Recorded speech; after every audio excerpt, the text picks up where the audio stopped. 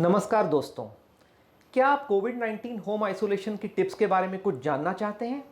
मैं doctor Sumit Srivastava, director of Life Bliss, कोविड-19 home isolation के बारे में कुछ महत्वपूर्ण इंफॉर्मेशन आपको 10 पॉइंट्स के सहारे से देना चाहता हूं। कोविड बेड्स की शॉर्टेज पूरे भारत भर में है। एक सही तरीके से होम आइसोलेशन करके हम पेशेंट और रिलेटिव्स की सहूलियत के साथ साथ हमारे देश के हेल्थ केयर सिस्टम का काफ़ी बड़ा बोझ कम कर सकते हैं और इसके साथ साथ बहुत हद तक पेशेंट का टाइम, पैसा और मेंटल स्ट्रेस कम कर सकते हैं। अब हम बढ़ते हैं हमारे पहले पॉइंट की तरफ, जो है एलिजिबिलिटी। किस तरीके का पेशेंट होम आइसोलेशन के लिए सही रहता है? पहला, वो पेशेंट जिसका रिपोर्ट पॉजिटिव है लेकिन जिसे कोई भी तरीके के कोई भी सिम्टम्स नहीं है। दूसरा, वो पेशेंट जिसे माइल्ड सिम्टम्स है, जैसे कि थोड़ा सा बुखार, थोड़ा सा थकान, थोड़ी बदन दर्द और थोड़ी गले में खराश। इस वक्त बहुत ज़रूरी है कि उस पेशेंट की जांच एक डॉक्टर से आइदर ऑनलाइन या फिजिकल तरीके से की जानी चाहिए। कुछ पेशेंट्स ऐसे होते हैं जिन्हें कोविड के साथ साथ पहले से या तो ब्लड प्रेशर या डायबिटीज़ या हार्ट या किडनी या इस तरीके की कोई बीमारी होती है। इस वक्त बहुत ज़रूरी है कि कोविड के ट्रीटमेंट के साथ साथ इन सभी बीमारियों का जो भी ट्रीटमेंट चल रहा है वो आपकी डॉक्टर की परमिशन के सहारे से उसी तरीके से कंटिन्यू करना ज़रूरी है। अब हम बढ़ते हैं हमारे दूसरे पॉइंट की तरफ, जो है रूम रिक्वायरमेंट। होम आइसोलेशन के लिए ये ज़रूरी है कि पेशेंट को एक सेपरेट वेल वेंटिलेटेड रूम में शिफ्ट करना चाहिए, जिस रूम में एक सेपरेट बाथरूम और टॉयलेट है। अगर पेशेंट के पास एक 1 room kitchen, 1 bedroom hall kitchen या उससे बड़ा घर है तो ये मैनेज करना मुश्किल नहीं होता, लेकिन अमूमन बहुत सारे पेशेंट्स के घर पे स्पेस का प्रॉब्लम होता है। तो अगर पेशेंट का केयर गिवर व्यक्ति और उसके बाकी रिलेटिव्स पेशेंट के साथ हमेशा एक 3 फीट का डिस्टेंस मेंटेन करें तो एक छोटे घर में भी इस तरीके का आइसोलेशन बिल्कुल पॉसिबल है। इस वक्त मैं एक ज़रूरी चीज़ आपके ध्यान में लाना चाहता हूं कि जब पेशेंट का होम आइसोलेशन शुरू होता है तो उस पेशेंट को एक अंडरटेकिंग लोकल कॉरपोरेशन को देना बहुत ज़रूरी है। तीसरा और बहुत ज़रूरी पॉइंट जो मैं आपको बताना चाहता हूं वो है monitoring of vital parameters. Patient को सिंसियरली और रेगुलरली अपना टेम्परेचर थर्मोमीटर से दिन में 2 से 3 बार चेक करना अनिवार्य है। दूसरी और बहुत ज़रूरी चीज़ जो पेशेंट को और रिलेटिव्स को ध्यान रखना चाहिए वो है उनके ऑक्सीजन सैचुरेशन की मॉनिटरिंग। ऑक्सीजन सैचुरेशन की मॉनिटरिंग एक पल्स ऑक्सीमीटर के द्वारा अपनी उंगली को पल्स ऑक्सीमीटर के अंदर रखकर कम से कम दिन में 3 बार की जानी चाहिए। आपकी ट्रीटिंग डॉक्टर की टीम को कम से कम हर 8 घंटे में इस रीडिंग को इन्फॉर्म करना बहुत ज़रूरी है। इस वक्त मैं एक छोटी चीज़ की तरफ आपका ध्यान लेना चाहता हूं। पेशेंट को ऑक्सीजन सैचुरेशन रेस्टिंग पोजीशन के साथ साथ 6 मिनट चलने के बाद फिर से चेक करना ज़रूरी है, जिसे हम इंग्लिश में कहते हैं 6 मिनट वॉक टेस्ट। चौथा और सबसे ज़रूरी पार्ट जो मेरे हिसाब से इस वीडियो का सबसे इंपॉर्टेंट पार्ट है वो है वार्निंग साइंस। कुछ वार्निंग साइंस पेशेंट्स और रिलेटिव्स को हमेशा ध्यान रखना है। पहला, पेशेंट को सांस की तकलीफ होना। दूसरा, पेशेंट को छाती में दबाव महसूस होना। तीसरा, ऑक्सीजन सैचुरेशन लो होना। और चौथा, मेंटल कंफ्यूजन होना। अब ऑक्सीजन सैचुरेशन लो होने की जब हम बात करते हैं तो 1 या 2 बार ऑक्सीजन सैचुरेशन अगर 95 के नीचे जाता है तो कोई चिंता की बात नहीं है, लेकिन 3 से 4 बार या उससे ज़्यादा पेशेंट का ऑक्सीजन सैचुरेशन अगर 95 के नीचे रहता है तो बिना घबराए आपको अपने डॉक्टर को इस चीज़ की इंफॉर्मेशन देना बहुत ज़रूरी है। अब हम बढ़ते हैं 5वें पॉइंट की तरफ। सपोज किसी पेशेंट को वार्निंग साइंस आ ही गए तो ऐसे समय में बिना पैनिक किए, बिना घबराए आपके डॉक्टर के साथ कांटेक्ट करके पेशेंट को किसी कोविड केयर हॉस्पिटल में एडमिट करना ज़रूरी है।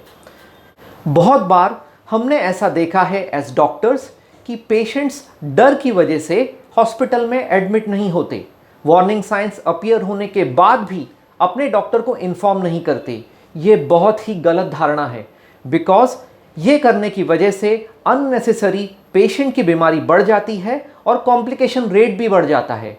अमूमन ऐसा देखा गया है कि वार्निंग साइंस अपीयर होने के बाद जल्द से जल्द अगर पेशेंट हॉस्पिटल में एडमिट हो जाता है तो उसका हॉस्पिटल स्टे भी कम हो जाता है और ऐसे पेशेंट्स को कॉम्प्लिकेशन होने के चांसेस भी बहुत कम रहते हैं।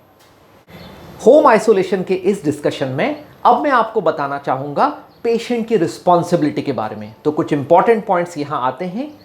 रूम स्टे, पेशेंट को एक ही रूम में जब तक आइसोलेशन खत्म नहीं होता तब तक रहना जरूरी है। दूसरा जरूरी पार्ट है मास्क। पेशेंट को कंटिन्यूअसली मास्क पहनना बहुत जरूरी है। हर 8 घंटे में मास्क चेंज करना अनिवार्य है। यह मास्क या तो सर्जिकल मास्क होना चाहिए या 3 प्लाई मास्क होना चाहिए और अगर पॉसिबल है तो N95। मास्क डिस्पोज सही तरीके से करना बहुत जरूरी है। मास्क फेंकते समय उसको सोडियम हाइपोक्लोराइट सॉल्यूशन में डिप करके एक कपड़े या प्लास्टिक में डाल के फिर ही कचरे के डब्बे में डालना जरूरी है। खांसते समय और छींकते समय पेशेंट को अपना हाथ अपने मुंह के ऊपर रखना जरूरी है जिससे वो सिक्रीशंस बाहर की तरफ ना उड़े। हैंड वॉश करना एक बहुत जरूरी चीज है। हर बार हाथों को 40 सेकंड तक धोना चाहिए। उसके साथ साथ दिन में 4 से 5 बार हाथ को सैनिटाइजिंग लिक्विड से साफ करना भी जरूरी है। तीसरी और बहुत जरूरी चीज यह है कि कंप्लायंस, आपको आपके डॉक्टर ने जो भी मेडिसिन दी गई हैं उन मेडिसिन का पूरा कोर्स करना बिना कोई डोज मिस किए बहुत जरूरी है। कोविड-19 बीमारी में शरीर में पानी की कमी होती है, इसलिए होम आइसोलेशन करते समय पेशेंट को एक्स्ट्रा पानी पीना बहुत जरूरी है। उसके साथ साथ पेशेंट को यह बहुत जरूरी है याद रखना कि उनका कोई भी सामान कोई भी फैमिली मेंबर के साथ शेयर नहीं करना है, चाहे वो बुक्स हो, पेन्स हो, मोबाइल हो या चार्जर हो। पेशेंट के लिए यह अनिवार्य है कि उन्हें आरोग्य सेतु ऐप अपने मोबाइल में डाउनलोड करना है और मोबाइल डेटा और वाईफाई के थ्रू उसे हमेशा ऑन रखते हुए सभी नोटिफिकेशंस रेगुलर बेसिस पर रिसीव करना है। हमारा अगला पॉइंट है पेशेंट का डाइट। पेशेंट के डाइट में एडिक्वेट अमाउंट में प्रोटीन्स, मिनरल्स और विटामिन्स का होना बहुत जरूरी है बिकॉज ये पेशेंट की इम्यूनिटी बढ़ाने के साथ साथ फास्ट रिकवरी में भी मदद करता है। पेशेंट्स को हल्दी डाल के दूध पीना, पनीर, सोयाबीन खाना, अगर नॉनवेज फूड खाते हैं तो फिश, एग वाइट खाना, रेगुलर बेसिस पर बादाम और अखरोट का सेवन करना बहुत जरूरी है। ऐसा देखा गया है कि पेशेंट का साइकोलॉजिकल मेकअप उसकी रिकवरी में एक बहुत बड़ा रोल प्ले करता है। इसलिए जरूरी है हमेशा पॉजिटिव रहना, मेंटली स्ट्रांग रहना, रेगुलर बेसिस पर अपने फ्रेंड्स, फैमिली मेंबर्स के साथ फोन पे बातें करना, व्हाट्सएप पे कम्युनिकेट करना, अपने आप को किसी चीज में बिजी रखना जैसे कि पढ़ना, म्यूजिक सुनना और नेगेटिव न्यूज से हमेशा दूर रहना। कोविड-19 की बीमारी में अगर पेशेंट को सक्सेसफुल होना है तो बहुत जरूरी है एक अच्छा सपोर्ट सिस्टम बनाना और एक सपोर्ट सिस्टम बनता है केयर गिवर। जो व्यक्ति पेशेंट का ध्यान रखता है उसे भी कुछ चीजों का ध्यान रखना बहुत जरूरी है। पेशेंट के केयर गिवर को एक 3 प्लाई मास्क या सर्जिकल मास्क पहनना बहुत जरूरी है। उसी तरीके से पेशेंट का काम करते समय रिलेटिव को हमेशा ग्लव्स पहनना जरूरी है। रेगुलर बेसिस पे हैंड वॉश करना पेशेंट के साथ साथ रिलेटिव्स के लिए भी बहुत जरूरी है और उनको भी दिन में 5 से 6 बार सैनिटाइजिंग लिक्विड से हाथ धोना जरूरी होता है। एक्स्ट्रा केयर जरूरी है जब पेशेंट्स के कपड़े या पेशेंट्स के बर्तन को हैंडल किया जाता है। अगर पॉसिबल है तो डिस्पोजेबल यूटेंसिल्स यूज कर सकते हैं। अगर नहीं पॉसिबल है तो पेशेंट्स के कपड़े और बर्तन धोने के बाद तुरंत सुखा दिए जाएं। उसी के साथ साथ पेशेंट जो चीजें यूज करता है जैसे कि उसका मोबाइल, उसका चार्जर और डोर हैंडल्स और मेटल सरफेसेस को रेगुलर बेसिस पे क्लीन करना बहुत जरूरी है। एक ही चीज जो इन्फेक्शन फैलने से रोकती है, जो कि केयर गिवर को याद रखना बहुत जरूरी है, वो ये कि किसी भी हालत में उन्हें अपनी उंगलियों को अपनी आंख, अपनी नाक और अपने मुंह को टच नहीं करना है। दोस्तों, अब हम बात करते हैं टोटल ड्यूरेशन ऑफ आइसोलेशन के बारे में। WHO और मिनिस्ट्री ऑफ हेल्थ इंडिया के निर्देश के अनुसार 17 दिनों का टोटल आइसोलेशन जरूरी है। इन 17 दिनों के बाद भी पेशेंट को घर पे 13 दिनों का रेस्ट लेना अनिवार्य है। एक बहुत जरूरी चीज मैं आपको बताना चाहूंगा कि 17 दिनों के बाद किसी भी तरीके का कोविड रीटेस्ट करना बिल्कुल भी जरूरी नहीं है।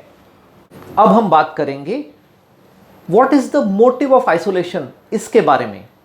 प्राइमरी मोटिव है पेशेंट सेफ्टी, पेशेंट्स ट्रीटमेंट, लेकिन एक दूसरा और बहुत ज़रूरी मोटिव है पेशेंट से केयर गिवर और उसके किसी भी फैमिली मेंबर को इस इन्फेक्शन का संक्रमण नहीं होना चाहिए। अगर आप मेरे से पूछें तो 17 दिनों का आइसोलेशन, कंप्लीटली घर में एक रूम में रहना, इतने सारे प्रिकॉशंस फॉलो करना मुश्किल तो है लेकिन इम्पॉसिबल बिल्कुल नहीं। इसे एक चैलेंज की तरह, एक कठिन परीक्षा की तरह लेना चाहिए और एक जिम्मेदार व्यक्ति 100% आइसोलेशन पूरी तरीके से सक्सेसफुल करके दिखा सकता है। दोस्तों, मैं उम्मीद करता हूं इस वीडियो के द्वारा आपके मन में होम आइसोलेशन को लेके जो शंकाएं होंगी वो हमने दूर की हैं। इसी के साथ मैं doctor Sumit Srivastava Life Bliss की पूरी टीम की तरफ से आपकी अच्छी सेहत की मन से कामना करता हूं। दोस्तों, कोविड-19 सभी के लिए कठिन समय है। अपनी सेहत के साथ साथ दूसरों की सेहत का ध्यान रखना भी उतना ही जरूरी है। तो दोस्तों, अगर आपको हमारा ये वीडियो पसंद आया है तो प्लीज लाइक कीजिए, शेयर कीजिए, सब्सक्राइब कीजिए और बेल आइकन दबाना मत भूलिए। अपने कीमती कमेंट्स कमेंट बॉक्स में पोस्ट करना मत भूलिए। इस तरीके के इंफॉर्मेशनल वीडियोस हम आपके लिए रेगुलर बेसिस पर बनाते रहेंगे। Stay healthy, stay safe.